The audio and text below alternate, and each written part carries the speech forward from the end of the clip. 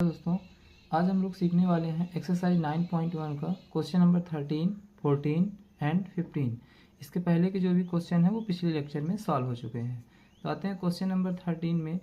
As observe from the top of the 75 metre high lighthouse from the sea level, the angle of depression of two ships are 30 degree and 45 degree.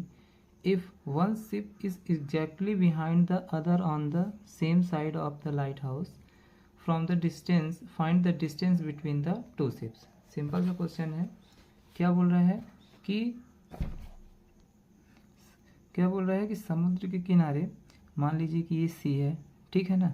इसके किनारे क्या बना हुआ है, एक light house बना हुआ है, ठीक है ना, जिसमें एक व्यक्ति जो है यहाँ से ये जो दो शिप हैं, एक शिप ये है और एक ये शिप है, इन दोनों को क्या कर रहा है, ऑब्जर्व कर रहा है, मतलब देख रहा है। बोलता है कि जो पहली शिप है उसकी आंखों से जब यहाँ नीचे की ओर देखेगा तो एंगल ऑफ डिप्रेशन बनेगा, ठीक है। तो बोलता है कि पहली शिप जब देखता है तो एंगल ऑफ डिप्रेशन कितने डिग्री का बनता है, 30 डिग्री का बनता है, ठीक है ना। और जब दूसरी शिप को देखता है तो एंगल ऑफ डिप्रेशन कितने का बनता है, 45 डिग्री का बनता है। अब बोलता है कि एक शिप जो है दूसरी शिप के जस्ट पीछे है, ठीक है ना, आगे पीछे नहीं है, मतलब तिरछी नहीं है, एकदम स्ट्रेट है, सीधी लाइन में पर है। तो बोलता है कि इन दोनों के बीच का हमें डिस्टेंस फाइंड करना है कि एक शिप दूसरी शिप से कितनी दूर है, ठीक है। अब देखिए, अगर ये 30 डिग्री है, एंगल ऑफ डिप्रेशन यहाँ पे बन रहा है, ये 30 डिग्री है, तो ये एंगल भी 30 डिग्री होगा। काहे क्यों होगा, क्योंकि अल्टरनेट एंगल होगा। और ये पूरा एंगल कितने डिग्री का है, 45 डिग्री का है। तो इसके जस्ट अपोजिट ये एंगल बन रहा है, इसलिए ये भी 45 डिग्री का होगा। कौन सा एंगल, अल्टरनेट एंगल, ठीक है। अब आते हैं, इसको हम सॉल्व करते हैं। तो सबसे पहले लिखेंगे गिवन। हमें गिवन क्या है, height of the light house,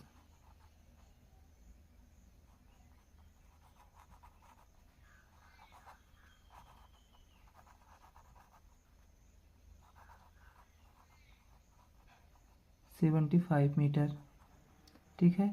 फिर एंगल, अब आते हैं एंगल। सबसे पहले कौन सा एंगल बोलते हैं, A C B. Angle A C B is equal to कितना है, 45 डिग्री का। 45 डिग्री का क्यों बन रहा है, क्योंकि ये अल्टरनेट एंगल है, ठीक है। यहाँ पे लिख लेंगे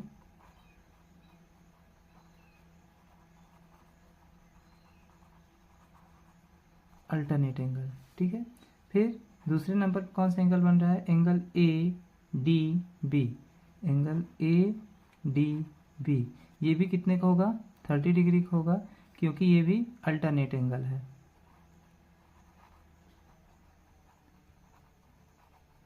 अल्टरनेट एंगल, ठीक है। अब हमको फाइंड क्या करना है, फाइंड करना है हमको डिस्टेंस डीसी, ठीक है ना। तो यहाँ पे लिखेंगे डिस्टेंस बिटवीन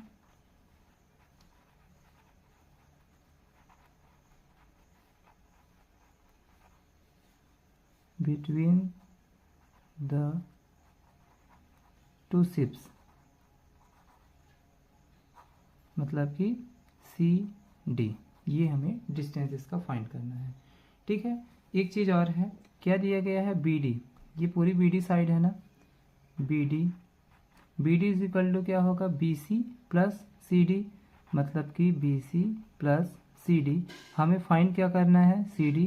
तो यहाँ पर सी डी लिखेंगे, और ये सी डी लिखेंगे तो बी सी इधर चला जाएगा, प्लस है तो माइनस में जाएगा, B D minus B C, मतलब इसमें से, इस बी डी में से बी सी को माइनस कर देंगे तो अब इससे बात है कि हमें सी डी मिल जाएगा, ठीक है। अब इसको हम सॉल्व करते हैं। इन ट्रायंगल, सबसे पहले तो ये समझना जरूरी होता है, अगर हम ये समझ जाते हैं तो हमसे क्वेश्चन आसानी से बन जाता है।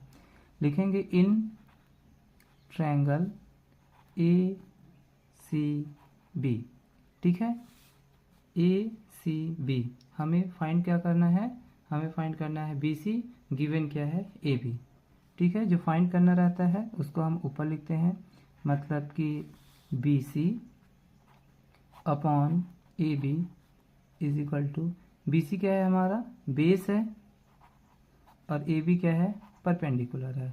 और बेस अपॉन परपेंडिकुलर किसका फार्मूला होता है, कॉट थीटा का। बी सी हमको फाइंड करना है, ए बी की वैल्यू कितनी दी गई है, 75 मीटर। इस टावर की हाइट 75 हमें लाइट हाउस की दी हुई थी, ठीक है।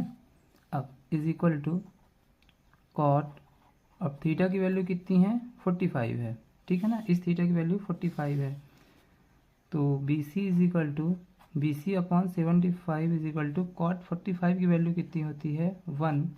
तो B C is equal to कितना हो जाएगा, 75, ठीक है ना।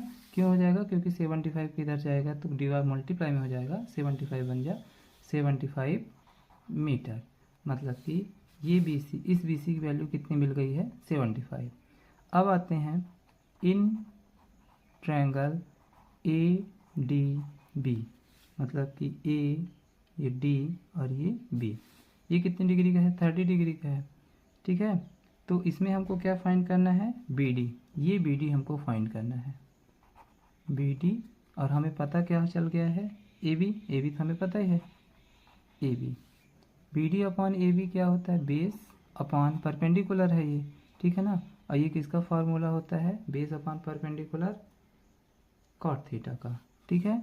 आगे चलते हैं, बी डी हमें नहीं पता है, अब ए बी पता है कितना है, 75 है, यहाँ पे लिख लेंगे 75 इज इक्वल टू क्या हो जाएगा, कॉट थीटा की वैल्यू कितनी है इस बार, 30, कॉट 30। तो बी डी अपॉन 75 और कॉट 30 की वैल्यू कितनी होती है, √3, ठीक है।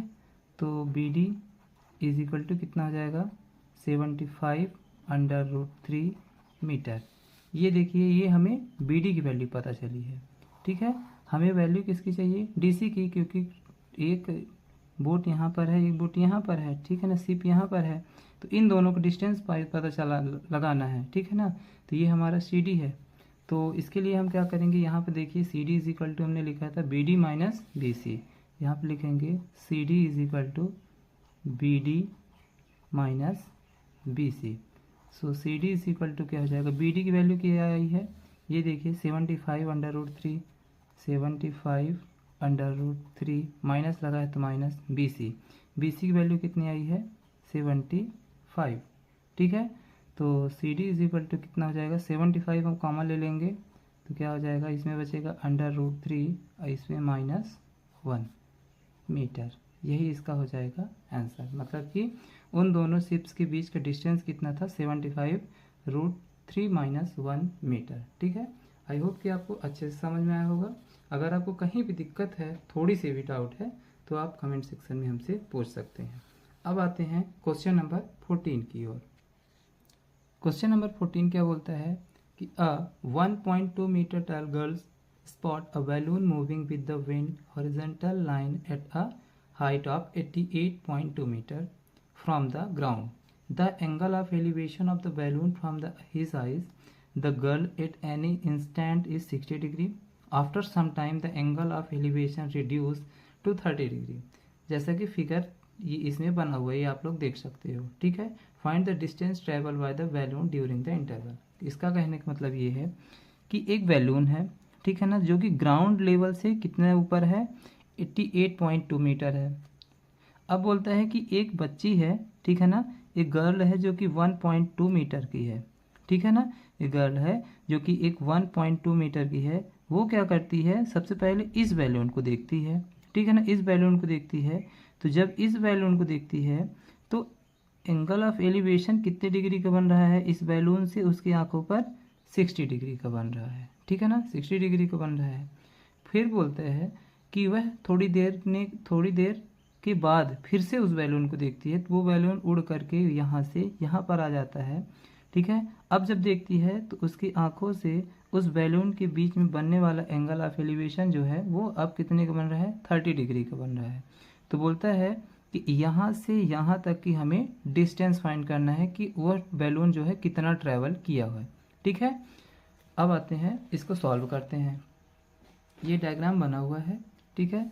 अब एक चीज़ ये कि अगर ये ग्राउंड लेवल से कितने ऊपर है, यह बैलून 88.2 मीटर है, ठीक है।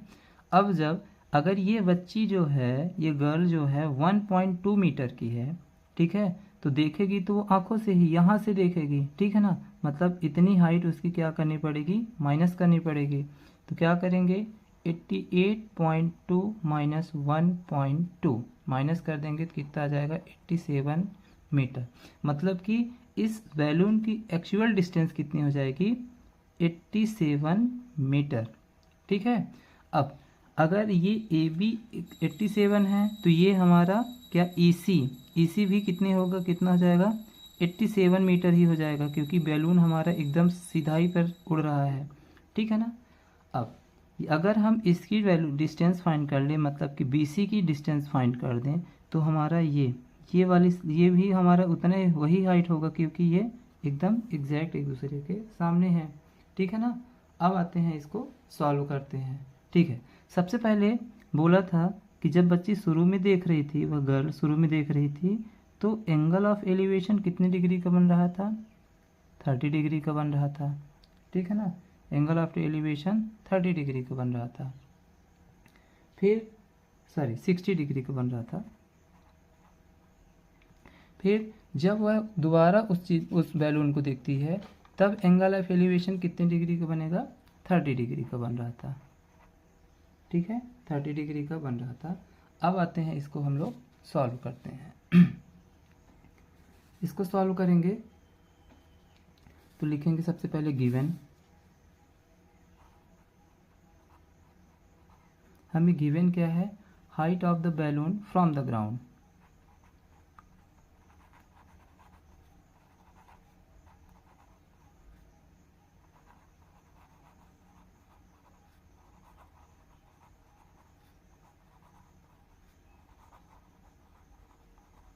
Height of the balloon from the ground कितना दिया गया है, 88.2 मीटर, मतलब एक्चुअल डिस्टेंस, मतलब कि शुरू में ग्राउंड लेवल से बात कर रहा है, ठीक है। फिर आफ्टर रिड्यूसिंग दिस हाइट,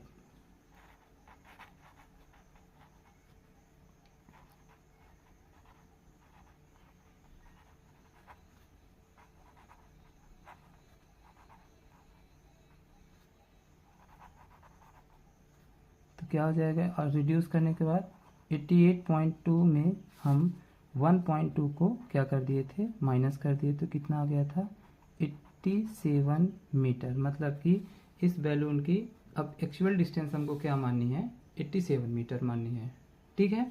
आते हैं इसको सॉल्व करते हैं। तो सबसे पहले angle A D B, angle A D B is equal to कितना है, 30 डिग्री, ये लीजिए 30 डिग्री। फिर angle E D C is equal to कितना है, 60 degree, angle E D C is equal to 60 degree, ठीक है ना। अब हमें क्या फाइंड करना है, हमें फाइंड करना है बी सी, ठीक है ना। तो हम लिखेंगे यहाँ B D is equal to क्या होता है, B D is equal to, ये पूरी B D is equal to B C plus C D, क्या लिखेंगे, B C plus C D. हमें फाइंड क्या करना है, बी सी फाइंड करना है, तो इसको इधर भेज देंगे, ठीक है ना। तो B C is equal to क्या होगा, जब ये बी डी इधर पहले से ही था, ये प्लस का था, इधर गया तो माइनस का, मतलब कि हमें अगर ये फाइंड करना है तो इस पूरे में से इतना माइनस कर देंगे तो ये हमारा आ जाएगा, ठीक है। अब आते हैं इसको सॉल्व करते हैं, लिखते हैं इन ट्रायंगल ई डी सी, है ना। हमको फाइंड क्या करना है, ई डी सी में हमें डी सी फाइंड करना है, गिवन क्या है, हमें ई सी हमें दिया गया है, डी सी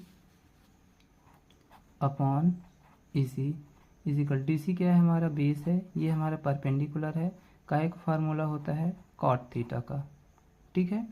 डी सी हमें नहीं पता है, अब हमें ई सी पता है कितना है, 87 है, तो यहाँ पर लिख लेंगे हम 87 is equal to cot theta की वैल्यू कितनी है, 60, ठीक है। तो डी सी अपॉन 87 कॉट 60 की वैल्यू कितनी होती है, 1√3, क्रॉस मल्टीप्लाई कर देंगे तो क्या हो जाएगा, D C √3 3 is equal to 87, तो D C is equal to क्या हो जाएगा 87 अपॉन रूट 3। अब अपॉन में रूट नहीं रहता है, इसलिए हम इसको क्या करेंगे, रेशनलाइजेशन करेंगे। तो 87 upon root 3 multiply by root 3 upon root 3, तो क्या हो जाएगा 87 रूट 3 का रूट 3 मल्टीप्लाई करेंगे तो क्या हो जाएगा 3। इसको हम डिवाइड किए तो कितने टाइम में गया 29 टाइम में, 29 टाइम में गया, ठीक है ना। तो कितना आ गया 29 रूट 3 मीटर, ठीक है ना। ये किसकी वैल्यू आ गई है हमारी डीसी की, ठीक है ना। यहाँ से यहाँ तक का कितना आ गया है 29 रूट 3 मीटर, ठीक है। अब आते हैं इसके आगे सॉल्व करेंगे, तो क्या लिखेंगे इन ट्रायंगल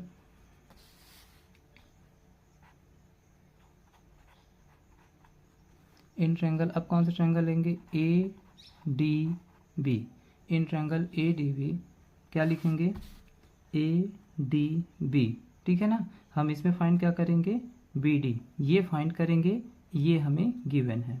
तो क्या लिखेंगे B D upon A B.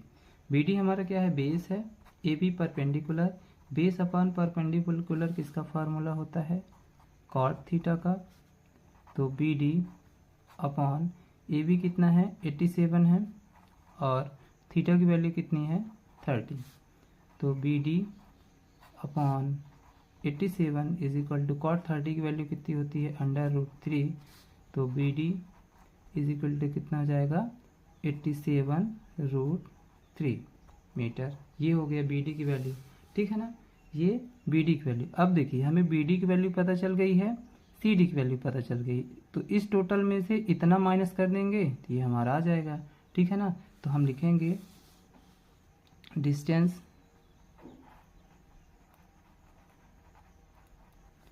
B C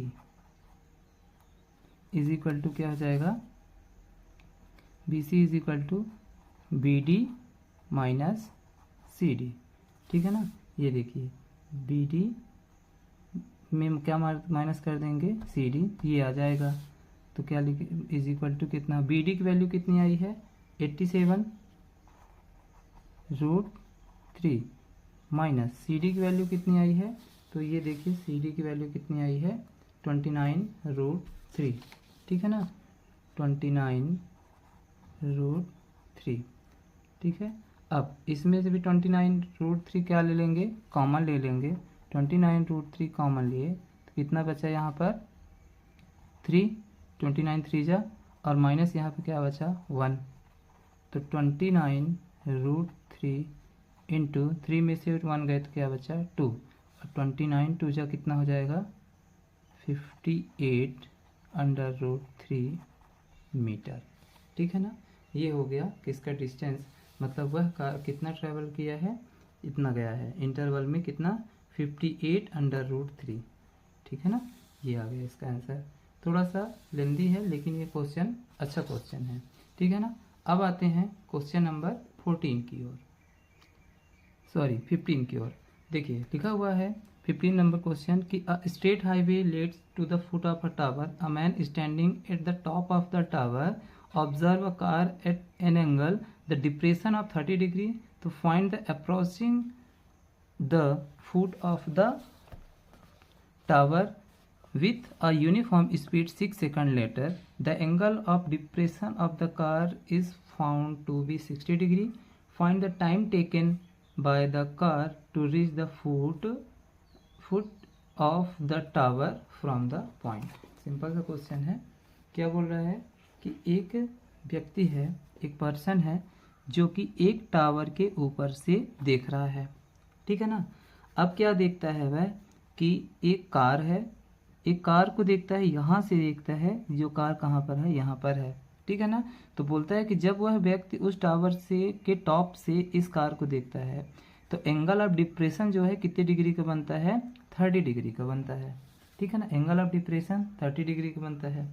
फिर बोलता है कि थोड़ी देर के बाद, ठीक है ना, मतलब 6 सेकंड के बाद फिर से जब वह व्यक्ति उस कार को देखता है तो वह कार एक यूनिफॉर्म स्पीड में, मतलब एक एवरेज स्पीड में, एक लगातार स्पीड में कार जो है उस टावर की ओर आती है, तो 6 सेकंड के बाद एंगल ऑफ डिप्रेशन जो है कितने डिग्री का बनता है? 60 डिग्री का बनता है। ठीक है ना। वह कार जो है यूनिफॉर्म स्पीड में इस टावर की ओर आ रही थी। वह व्यक्ति जब उस कार को पहले देखता है तो एंगल ऑफ डिप्रेशन 30 डिग्री का बनता है। 6 सेकंड के बाद फिर से जब उस कार को देखता है तो कार चूंकि टावर के नज़दीक जा चुकी थी, इसलिए अब एंगल ऑफ डिप्रेशन कितने का बन रहा है? 60 डिग्री का बन रहा है। तो बोलता है कि इस कार को इस टावर तक पहुंचने में कितना टाइम लगेगा। ठीक है ना। इस कार को इस पॉइंट से इस पॉइंट तक पहुंचने में कितना टाइम लगेगा, ये हमें पता लगाना है। ठीक है ना। तो कार जब यहाँ से डी से सी तक पहुंची थी तो कितना लगा था? 6 सेकंड का टाइम लगा था। अब आते हैं, इसको सॉल्व करते हैं। हाँ, एक चीज़ और कि जब वो शुरू में देख रहा था तो एंगल ऑफ डिप्रेशन कितने का बन रहा था? 30 डिग्री का। ठीक है ना। तो उसके जस्ट अपोजिट एंगल ये है, तो ये भी 30 डिग्री का बनेगा। क्यों बनेगा? अल्टरनेट एंगल रहेगा।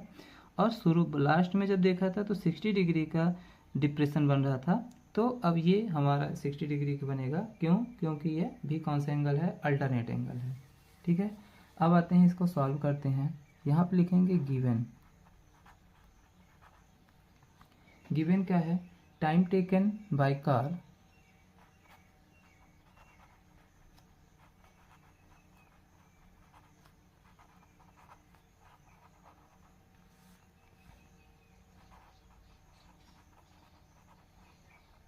डिस्टेंस कहाँ से? डी से सी तक, डी टू सी। डी से सी तक जाने में उसको कितना टाइम लगा? 6 सेकंड का टाइम लगा। ठीक है ना। अब angle A C B is equal to कितना दिया गया है? 60 डिग्री। क्यों है 60? क्योंकि ये अल्टरनेट एंगल है। ठीक है ना।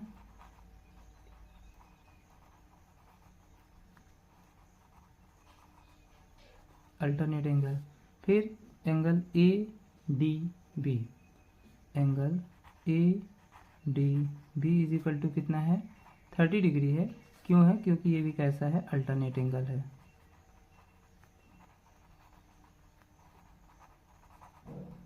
Alternate angle. अब हम सॉल्व करते हैं। ये बताइए कि B D is equal to क्या होगा? B C plus C D. ठीक है ना। तो यहाँ पे लिखेंगे B D is equal to B C plus C D. अब आते हैं in triangle A C B, इसको सॉल्व करेंगे। तो अब हमें ना यही साइड पता है ना यही साइड पता है, तो हम अपने हिसाब से लिख सकते हैं। क्या लिख देंगे? ए बी, ये A B upon B C is equal to कौन सा क्या होता है? ए बी क्या है हमारा? परपेंडिकुलर है। ये क्या है? बेस है। परपेंडिकुलर अपॉन बेस का एक फार्मूला होता है tan थीटा का। ठीक है। तो A B upon B C is equal to tan theta की वैल्यू कितनी है? 60। A B upon B C is equal to tan 60 की वैल्यू कितनी होता है? कितना होता है? √3। तो A B is equal to कितना हो जाएगा? बी सी, है ना, इधर डिवाइड में इधर इंटू में, बी सी इंटू √3। ठीक है ना। ये आ गया। अब आगे चलते हैं। In triangle A D B, ठीक है ना। अब हमें क्या लिख देंगे? A B upon B D, क्योंकि हमें कोई भी साइड नहीं पता है। लिखेंगे A B upon B D. A B है हमारा परपेंडिकुलर, बी डी है हमारा बेस। परपेंडिकुलर अपॉन बेस किसका फार्मूला होता है? tan थीटा का। तो ए बी, अब यहाँ पे देखिए ए बी की वैल्यू कितनी आई गई है? B C √3। तो यहाँ पे लिखेंगे बी सी √3 और बी डी। ठीक है ना। बी डी क्या है हमारे पास? देखिए B D is equal to क्या है? B C plus C D. C D की वैल्यू कितनी है? 6। तो यहाँ पे लिखेंगे हम 6 प्लस बी सी। ठीक है। Is equal to tan theta की वैल्यू कितनी है? 30। आगे सॉल्व करेंगे तो क्या हो जाएगा? B C √3 upon 6 plus B C is equal to tan 30 की वैल्यू कितनी होती है? 1/√3। अब क्रॉस मल्टीप्लाई होगा तो √3 का √3 से मल्टीप्लाई होगा तो क्या हो जाएगा 3। तो यहाँ पे लिख लेंगे हम 3 और ये BC बचा 3BC is equal to 6 plus BC।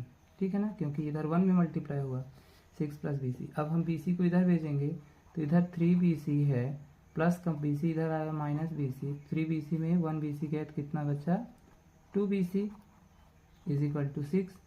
तो BC इज इक्वल टू कितना हो जाएगा 6/2। तो क्या आ जाएगा फाइनल आंसर 3। किसमें पूछा था टाइम में, तो ये लीजिए 3 सेकंड। ठीक है ना, कितना टाइम ली वह कार यहाँ से यहाँ तक ट्रैवल करने में 3 सेकंड का। तो यहाँ पे लिखेंगे time taken by car in 3 second. ठीक है ना, ये क्वेश्चन मोस्ट है एग्जाम पॉइंट ऑफ व्यू के हिसाब से, यह बहुत ज़्यादा मोस्ट है। ठीक है ना, तो इसे 1 से 2 बार अगर आप देख लेंगे तो आपसे अच्छे से बनने लगेगा। ठीक है ना।